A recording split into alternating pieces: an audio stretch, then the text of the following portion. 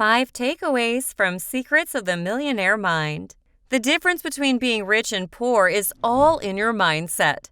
Rich people do rich people things, and not rich people do, well, poor people things.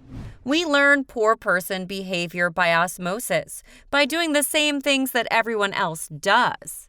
But Harv Eker wants to let you know that there is a better way. In this video, I'm going to be breaking down my top 5 takeaways from his book, Secrets of the Millionaire Mind, so that you can get that millionaire mindset and start creating your success. But before we start, we have tons more book summaries in the works, and they all have great advice on how to be successful. Make sure that you're subscribed to the channel so you don't miss a single one. Number 1, rich people think both. Poor people think either or. For many of us, it is an accepted reality that we live in a world of trade-offs. Can you have your cake and eat it too? Is it possible to have both your money, and your life? Is low risk, high reward possible? Poor people don't think so. They accept the trade-off, saying things like, well, you can't have everything. Or, I guess there just isn't enough to go around.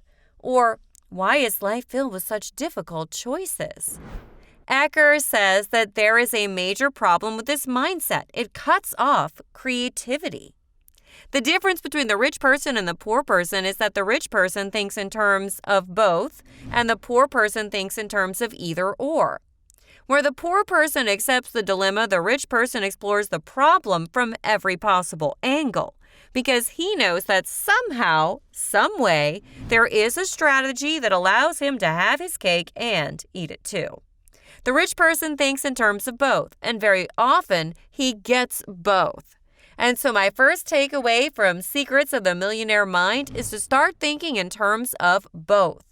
When you encounter a problem that looks like a dilemma, approach it creatively. You'll be surprised how often you find a way to get everything that you want.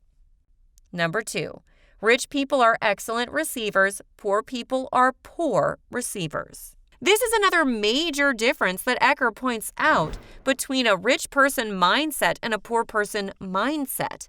The rich mindset eagerly and thankfully receives, but the poor mindset is very bad at receiving. Why? Because the poor mindset is that I'm not good enough. It's like a drug that people get hooked on. It changes the way that we think, and it keeps us from achieving everything that we can. So what's the problem with the I'm not good enough mindset? It's entirely subjective. Eker uses an incendiary example to make this point. He asks the question, is Donald Trump worthy of being the president? Well, different people will answer this question in different ways. For some, the answer is a resounding yes, but others will say, heck no. But do you think that Trump himself considered himself worthy of being the president? Of course he did. If he didn't, he never would have had the drive to take the presidency for himself. Instead, the I'm worthy mindset allowed him to receive one of the highest offices in the entire world. You can practice being a better receiver by accepting little things, like compliments without deflecting. Nobody can reach success on their own. If you aren't able to receive help, you're bound to fail. Number 3, rich people believe I create my life. Poor people believe life happens to me. Do you blame others for your life circumstances, or do you blame yourself? Your answer to this question could mean the difference between success and failure. Eker claims that the poor mindset is to blame everything on other people. If they hit a string of bad luck, they'll often try to blame others for why bad things happen to them. If they don't have as much money as they would like, they'll try to justify themselves by saying things like, well, money isn't important anyway. And when all else fails, they'll complain. When we think that life happens to us, then no matter how bad our situation gets, we look to our circumstances instead of to ourselves.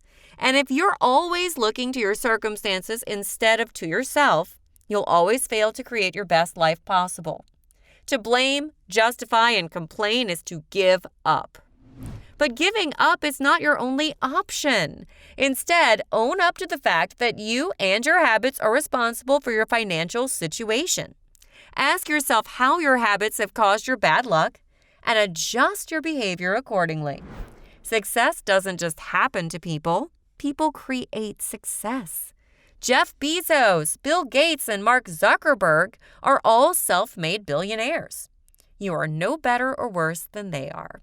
You just need to learn how to create your life instead of blaming your life. Number 4, rich people are willing to promote themselves. It's impossible to be successful in a vacuum. If people don't know about you or your product, they won't want any part of what you're selling. You need to cooperate with others in order to make money. And that means you need to self-promote. A lot of people really don't want to self-promote. And maybe that's into the drug that we talked about earlier, the drug of I'm not worthy. It could also be because people think that self-promotion is morally bad because of a bad experience that they've had. Most of us have encountered a jerk using hard-selling tactics. That kind of experience can really turn you off on the idea of self-promotion. Others have tried to promote themselves before only to be met with brutal rejection from their target audience. Not fun. Whatever the reason, people don't like to promote themselves. But guess what? While you're trying a bit too hard to be humble, someone else is busy promoting themselves. They're the ones who are going to get noticed, and they're going to pass you by like you're standing still. So don't be scared to promote yourself. You can be humble and virtuous while also letting others know about the value of your business. Be different from that jerk who tried to make the hard sale. And if people reject you, they'll be the ones who are sorry when you build your success. Do you want to know what proper self-promotion looks like? Before we move on to our last result, let me show you. Thank you so much for watching this video. Do you like book reviews and summaries like this? Do you want to spend your time earning and not reading? Then my channel is perfect for you. Make sure you like this video and subscribe for more book summaries just like this. All right, here's the last takeaway. Number 5, rich people choose to get paid for results. Most of you probably get paid for your work by the hour. At first, this seems to make sense. It's a safe and consistent way to make money. You don't have to worry about dry spells brought about by slow business or bad performance. Instead, you always get paid the same for the same amount of work. Eker points out that if you take the time to think just a little bit harder about this, that's a very big problem. You only have a limited amount of time. So if you get paid for your time, there is a hard ceiling on how much you can make. And if you want to be rich, it's a very bad thing to put a ceiling on how much you can make. The safety and security comes with a price. The person with the millionaire mindset believes in himself and in his ability to deliver. And so he chooses to earn his money from things that have no earning caps. According to Eker, these are things like business, profit sharing, stock options, and commissions. There may not be as much security in it, but the potential for wealth increase is virtually unlimited. And if you believe in yourself, there's no reason to be scared. Try to diversify your earning to at least one of the 4 sources of income for wealthy people right now. And what is the fastest possible way that you can start making money from businesses, commissions, stock options, or profit sharing? Get working on it right now. In a few years, you should be making all of your income from sources like these. Thanks for watching, and I'll see you all in the next video.